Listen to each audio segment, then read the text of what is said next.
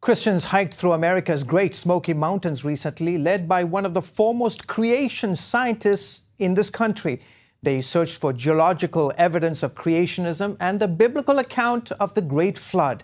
Contributing reporter Russ Jones joined the expedition.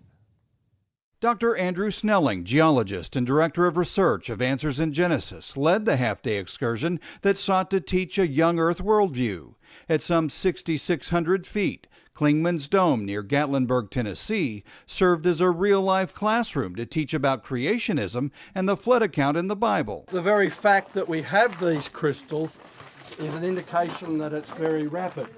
Perhaps one of the world's leading researchers in flood geology, Snelling claims Clingman's Dome is an example of how catastrophic events challenge the idea of a gradual Earth formation that took billions of years. And one of the key events in the Earth history is the flood. Jesus even spoke of the flood. Peter spoke of the flood. And so Noah and the flood are key to that history being true.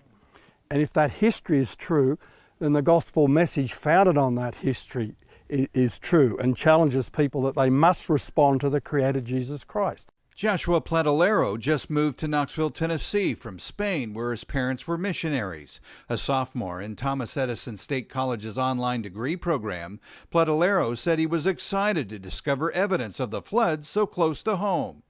There's so much evidence that what the Bible says actually really happened, and there's so much more evidence than any other theories.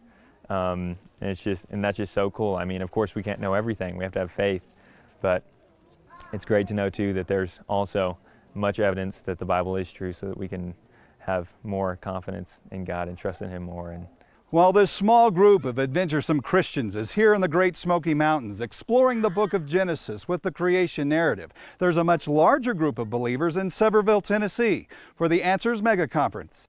Some 1,500 Christians from across the nation gathered at the Sevierville Event Center last week to hear noted speakers teach on creation and biblical apologetics. Believers like James Jones II of Atlanta, Georgia, hope to flood his mind with new resources. And I like the way that they answer the questions of the age today. A lot of things that people really don't think about, but are really relevant for those that are lost and those who are crying out for relevancy.